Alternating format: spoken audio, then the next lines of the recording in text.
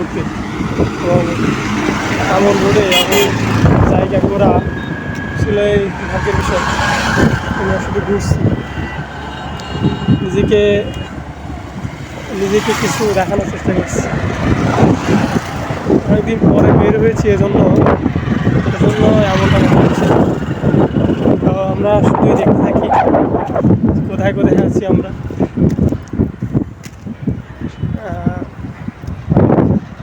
ভালোই লাগছে। এবং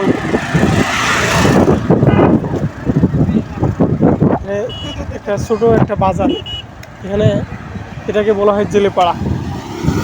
চিটাগাং শহরে জেলেপাড়া বলে একটা জায়গা আছে, সেই জেলেপাড়া। এখানে অনেক কিছু পাওয়া যায়, ফল এবং বিভিন্ন ধরনের খাদ্য এখানে পাওয়া যায়। এখানে ছোটো ভাই বা ফল নিয়ে এখানে বসে আছে এবং দোকানপাট, বহুত দোকানপাট এখানে।